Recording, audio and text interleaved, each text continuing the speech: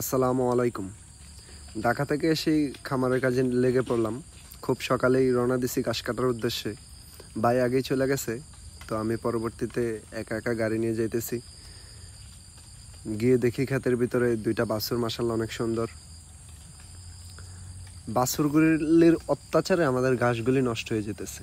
অনেকেই ওইদিকে গরু পালে, তো আমাদের বাড়ি থেকে জমিটা মোটামুটি অনেকটা দূরে, সেই কারণে আমরা খুব একটা যাইতে পারি না। শুধু ঘাস কাটার সময়ই যাই, তাছাড়া অন্যান্য সময় যাওয়া হয় না। বাছুরগুলি আমাদের ঘাসগুলি পাড়িয়ে পুরো নষ্ট করে ফেলে। তো যাদের ওইদিকে গরু আছে তাদেরকে বইলা দিছি, আর যাতে নষ্ট না করে তারপরেও তারা এগুলো ছাইড়িয়ে দেয়। আসলে মানুষের যে সম্পদ নষ্ট হইতেছে ওইটা তারা চিন্তা করে না।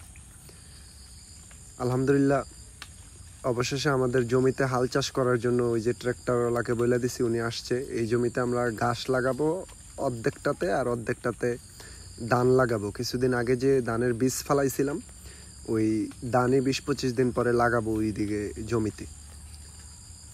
তো ঘাস কাটা শেষে আমরা ক্ষেতের যে আগাছাগুলি আছে এগুলি পরিষ্কার করে দিতেছিলাম, কারণ আগাছা যদি থাকে তাহলে ঘাসগুলি ভালোভাবে হবে না। কারণ ঘাস যদি ভালোভাবে না হয় তাহলে আমাদের গরু পালতে একটু কষ্টই হয়ে যায়।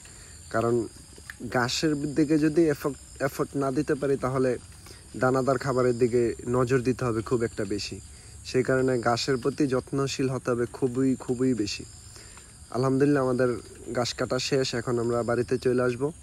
তো অনেক দিনেরই প্ল্যানিং ছিল যে ডাব পারবো, তো বৃষ্টির কারণে আর ডাব পারা হয় না।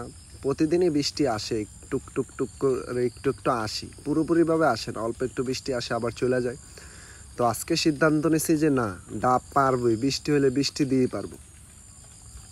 আলহামদুলিল্লাহ, গাছে 5-6টা ডাব ছিল, একটা নারিকেল ছিল। তো 5টা পারছি, সবগুলি পারি নাই, যেহেতু ওইগুলি নারিকেল, ওইগুলি পারি আর মজা হবে না। এই কারণে 4টা ডাব পারছি, একটা নারিকেল পারছি। আলহামদুলিল্লাহ, আমাদের বাড়িতে আগে অনেক নারিকেল ছিল, কিন্তু ইদানিং নারিকেলের ফল ওরকম হয় না, টুকটাক হয় আর কি। আর এই গাছটাতে আগে অনেক পানি হইতো নারিকেলে, 2টা নারিকেল কাটলেই মোটামুটি 1 জগ পানি হয়ে যেত। কিন্তু ইদানিং ওরকম বড় হয় না, আর পানিও খুব বেশি হয় না। তারপরে ওই যে 4টা থেকে একটা ডাব নষ্ট, এটা কি কারণে হয় আল্লাহ তাআলাই ভালো জানে। আলহামদুলিল্লাহ, আল্লাহ তাআলা রিজিকে যা রাখছে মোটামুটি শুকরিয়া। আগে আমাদের বাড়িতে অনেকগুলি ডাব গাছ ছিল, প্রায় 11টার মতো। তো একটা গাছে শুধু ডাব ধরতো না, আর বাকি 10টাতেই ধরতো। কিন্তু ইদানিং আমরা কয়েকটা গাছ কাইটা ফেলছি, কারণ ওরকম ফলন নেই, তাই কেটে ফেলছি। আলহামদুলিল্লাহ, তারপরে এখন যেরকম হইতেছে মোটামুটি চলে। নিজেদের গাছের নারিকেলই আমাদের ফ্যামিলির যোগান হইতেছে, বাইরে থেকে কেনা লাগে না।